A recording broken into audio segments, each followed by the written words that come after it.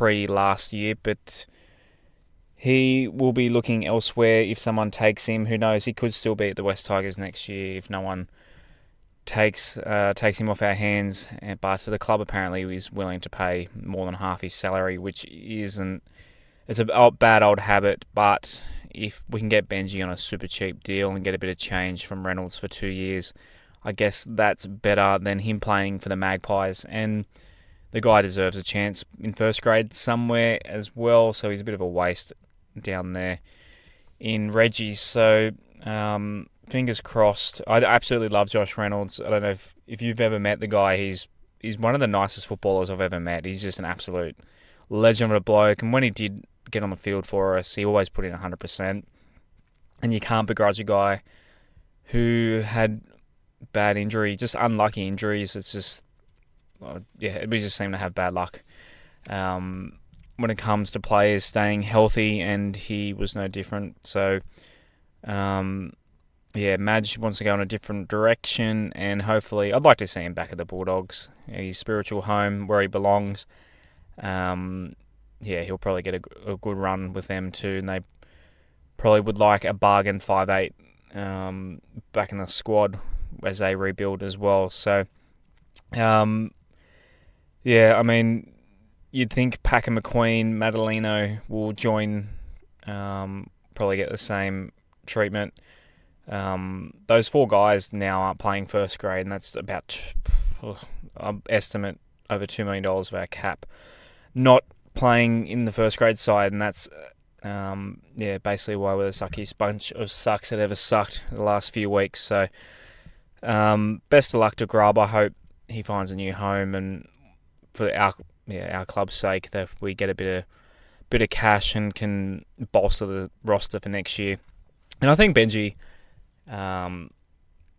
he's good enough. He's playing well enough to warrant maybe 150, 200k contract, and we could make do. We're not going to win the comp, certainly not next year, and we'll be lucky to scrape into the 8 next year with the amount of cap juggling that we have to do at the moment. So I guess Madge is just trying to get as much cash as he can to go out and get a marquee signing. So we'll see what happens from there. The only bit of news I had, the Canterbury Cup boys last week, before the main game against the Eels, they got done by the Eels second grade side, which is the Wentworthy or Wenty Leagues Magpies, and they got done 26-20. They were down at 26-10. The 54-minute mark was pretty similar to the first grade game. Pretty frustrating. And the fact that they've got some big money players playing down there, it's not a good sign. But those boys will play against the Dragons. They're at Leichhardt this week, so if you want to get down and support those guys, Packer, McQueen and the likes, they're playing at 1:10 on Sunday afternoon. So that's the news I have for this week. Up next is my preview of the game against the Raiders. Round 18 is here, and you would think the West Tigers are probably on one of their last legs. They're only 2 points out of the 8, so losing here probably would go a long way to us not making the semis this week. We'll see if the boys can bounce back against the Raiders. So that'll be 5:30 p.m. on Saturday at GIO Stadium, or Bruce Stadium, as the older one amongst us would remember it being called. Referees are Adam G and Chris Butler. And Canberra, always the thing about Canberra this time of year is it's a damn cold down there. It's a dreary, depressing place to play football, and looking at the weather, it could drop to as low as 6 degrees. So good luck to anyone heading down there for that game. I've been to the stadium before. Went there in 2012 when Curtis Sirenen was in our halves. That's how long ago it was. And he and Benji carved up and we won 40-0. So sitting in the cold was a lot easier that night with that sort of wind. But it's not the best stadium. It's obviously very cold.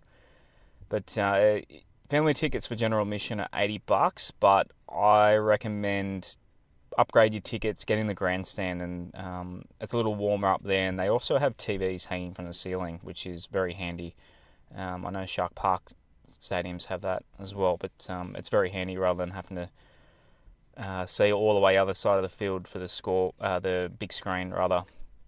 The team's doing a great meet and greet rather. Friday night at 6:45. So by the time you hear this, it's probably only a few hours away. But yeah, they're keeping the location secret, so you have to buy a ticket to be told where it is. So call the club on 028741 3300 and get a ticket to that one. You can get a little membership package that includes tickets and entry into that. And seeing as you got to buy a ticket, it's in Canberra and an exclusive location, I would say you'll get plenty of time to meet the boys and rub shoulders with them. So sounds like it's going to be a good little event down there. Turning to Saturday, the game, the team list. Movorovsky has been given the wings number over Robert Jennings. He had an absolute Barry Crocker last week, and I turned to my mate who was with me at the game, and I said, "There's no way Robert Jennings will be playing first grade next week." So, the poor guy just had just one of those games. Sometimes it's just not your day, and Jennings will have to play for the Magpies this week. The rest of the 17 is the same. However, young Tommy Talau, who was promoted to the top 30, he's in the 18 jersey, so who knows, Madge might squeeze him into the side somewhere where I'm not too sure. He's an outside back, well, that's where he's been playing in lower grades previously, so maybe they'll put him on the wing over Movorovsky, but who knows if he will get a run. It'd be good to see him get a run. If you didn't hear our news in previous weeks about his promotion, he is the son of former Bulldog Willie Talau and played Australian schoolboys last year. He's only 19, only a young kid, but he's got big raps on him, so it'd be cool to see a new bit of blood come into the team and have a decent game and give us a bit of hope in the future, because blooding some young talent is kind of what we need at the moment. Some good talent on rookie contracts would be absolutely nice, the way our cap is going. Last week, our goal kicking, Esan Masters, wasn't kicking well. He had a lot of hard shots from his wrong side. So, Madge, if you're listening, you're probably not. But what I thought, Mbai took the last couple of shots last week, and the one he did hit was his better side. So Mbai's left-footed, so his right side was better, and he nailed one from the right side. What I would suggest, perhaps let Mbai take the right side kicks, and the Esan, who's right-footed, let him take the left side kicks.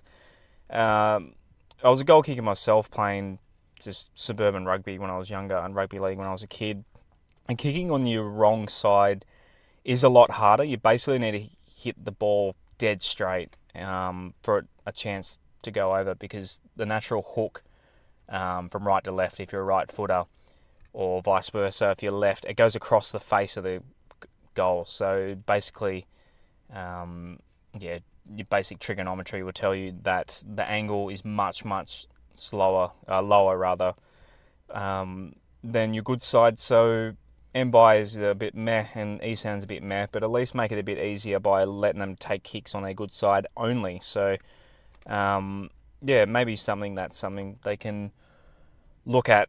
It's better than just letting someone kick the wrong side, and you just know that he's probably not going to hit it. His son on his right side, he's not quite talented enough yet to put those over.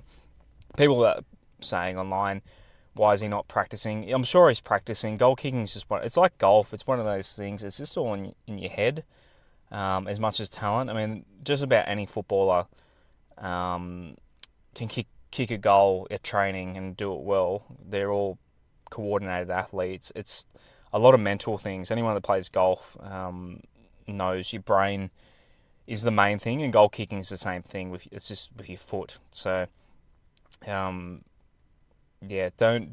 think Isan's not trying hard to get better at it.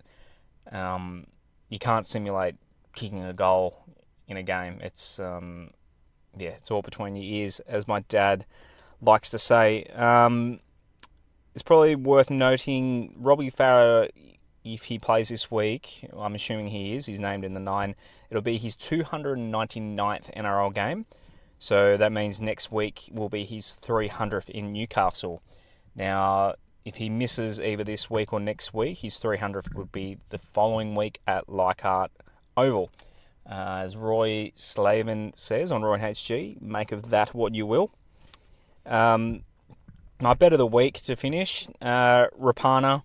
Jordan Rapana just absolutely terrorises us. Much like Tupou the other week, I suggested he will score against us and did. I'm sure that guy is going to score against us. He's the favourite to score a try in that game. Put him into a try for Corey, who just knows how to find the line, and you'll get about 650 to 1 for both of those guys to score in the same bet. So, and if you think we can get up and get a win, we're nearly paying $3 or $2.75 for the win. So throw the win in there and triple your money. 2 easy cash in the money. So that is my preview for this week. To finish my rant on Bankwest haters.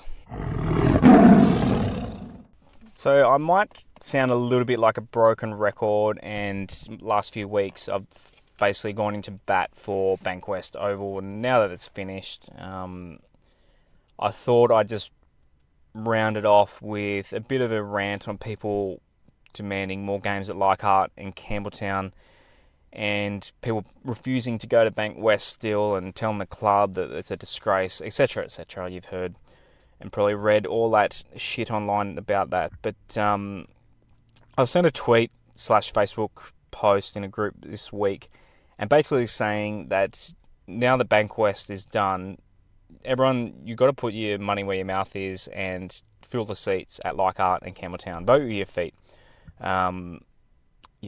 We've got games incoming there with Leichhardt in a couple of weeks. So if you want the club to change their mind about how many games they play there, pack the place out. That's the only reason they would consider playing more games there.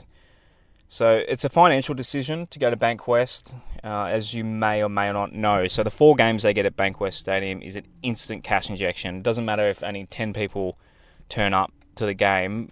Either way, they'll get a good cash hit. Where at Leichhardt and Campbelltown, they basically need, I think the threshold is about 13,000 to 14,000 people to break even. That's to basically cover the costs of playing there at all. So, I mean, firstly, ANZ Stadium's closed next week, so a few people said, why don't we play at ANZ? Well, that's your answer. It's going to be closed. Probably they're and ahhing about Origin next year. It may be closed by Origin next year. Got to hope that the game isn't the SCG next year for that. But, so that it's closed. ANZ Stadium is not an option. Now, the SFS is obviously not an option. That's basically in rubbles as well. And the SCG, like I just said, is a terrible place to watch footy. So I'm glad the Tigers didn't elect to go back to Moore Park like they did back in 2010, 11, 2012, I believe. So Bankwest is the best alternative for those. There's no real other way to put it than that. Not putting aside, it's an amazing place to watch footy. It's way better experience than ANZ. It's the only place they can play where they're going to be guaranteed money. And unfortunately, in this day and age, money is much needed to keep a franchise, and the NRL is looking to push a franchise out of Sydney. They're even looking at pushing the Gold Coast up to Brisbane. So the NRL are ready to make moves, and if we're making money, they won't move us. So please take that in consideration. Now, people are saying, why can't we play at Leichhardt and Campbelltown? So, like I said, about 14,000 is that threshold of breaking even, not making money even. It's just breaking even for the club in terms of revenue. So I've looked up the crowd figures for those two grounds. Now, people are saying we pack them out every time, and the fact is we don't. Okay, and this might sound like a bit of a game of bingo, but bear with me. So the last 4 seasons there, and a few games this year. So these since 2015. This is the crowds rounded out to the nearest thousands for Leichhardt. So in chronological order: 16, 9, 17, 5, 5, 13, 7, 14, 7, 11, 9, 14, 19, 13, 13, 12, 10, 13, 17, 18, and 13 for the game there this year. So 8 out of 17. Campbelltown Stadium is even worse reading. So since 2014, these are the crowds there to the nearest thousand: 6, 17, 9, 8, 12, 8, 11, 7, 11, 13, 9, 17, 12, 10, 7, 9, 11, 10, 8, 10, 15. So just 3 out of 14 at Campbelltown. So altogether, 11 out of 31 games made even, or a slight profit on a couple of them. So not even about a third of the games, just over a third, 33%. So I'm sure many of you are thinking, okay, well, what if it rains, or if it's school night, or the team's not in good form, or the combo of all three? And that's the reason why we don't get crowds there, and that's absolutely true. But unfortunately, excuses don't put money in the club's books. So in the middle of winter, if it rains, the club's just basically going to take a financial hit. Whereas if they play at Bankwest, no matter what, you can have a monsoon and they're still going to get paid. So I've seen many posts about this, and my replies, people are assuming that I don't love Leichhardt for whatever reason, or Campbelltown for that matter, and that's not true. I go to every single game. I have a premium membership, full season membership. I even have my wedding photos under the scoreboard at Leichhardt Oval. So I love Leichhardt more than any other piece of real estate on this planet, and I've been across the world a little bit, but I drag my wife to Campbelltown for every game, even those miserable mid-season freezing night games. Leichhardt's cold on a winter's night, but Campbelltown is next level, being out near the mountains and a bit further south. It is freaking freezing. So kudos to anyone who goes to Campbelltown even in the middle of winter, because it gives you chills, literally. So, I mean, you rock up and the atmosphere is shit. It's not even good. It's not even worth. People were saying it's better atmosphere. When you go to those grounds in the middle of winter and it's night and it's raining and whatever, it's not that good. So to say that it's a better atmosphere isn't true, because people just don't turn up unless it's a sunny Sunday afternoon. So that's the point of my argument, is we shouldn't be angry at the club for dropping games at Leichhardt and Campbelltown. We should be angry at the NRL for not giving Campbelltown and Leichhardt the Sunday Arvo slots. So, well, not just the NRL, but Channel 9 and Fox, they choose the schedule because they paid over $1 billion for rights. So the NRL don't really give a shit anymore about crowd figures, because their money's coming from the TV. The TV stations, they run the game pretty much. So, and they could care less about the atmosphere, because the camera most of the time is on the field, and people watching at home don't really care about atmosphere. So, so when it comes to these mid-season Origin weather affected, and it's cold and it's just not much interest in the game, how can you begrudge the club for taking the easy money and going to Bankwest?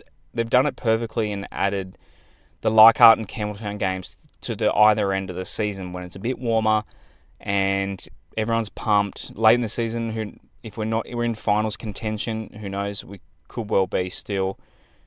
Leichhardt and Campbelltown will get their good atmosphere and just show their charm as what they're known for and the appeal of them and why people love them so much. So Leichhardt in a couple of weeks is on a Thursday night against the Cowboys, and the next Campbelltown game is against the Knights round 23, and that's a Saturday evening. So, like I said, what we should be demanding isn't saying to the club we want more games at Campbelltown and Leichhardt, because the supply and demand are showing that we're just not getting enough people there to warrant it, the financial situation. What we need to be campaigning to is to Channel 9 and to Fox to by the NRL, telling them that any Leichhardt and Campbelltown games should be on a Sunday afternoon. How we can do that, I'm not sure. Throwing your anger at the club for making a financial decision is wrong. You just have to take that into consideration. And I'm sorry, I'm with you. I would prefer to go to Leichhardt and Campbelltown, as I do enjoy going to Bankwest. But yes, nothing beats our suburban grounds. But guys, you just have to take the financial situation into consideration.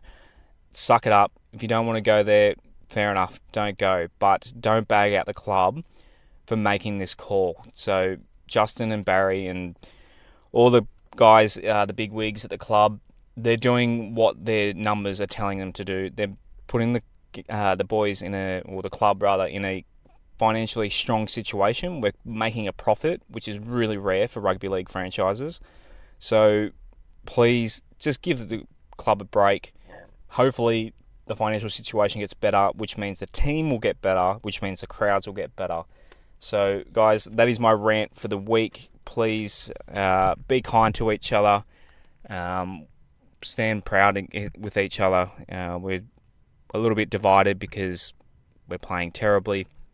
So I will see you all at Leichhardt in a couple of weeks, and I really do hope that we do pack the crowd on that Thursday night. So good luck to the boys in Canberra. Good luck to anyone heading down there. Pack your thermals, your beanie, your scarves, a blanket, a hot water bottle, because you will need it. But hopefully the boys send you back to Sydney or your various homes down that highway with a win.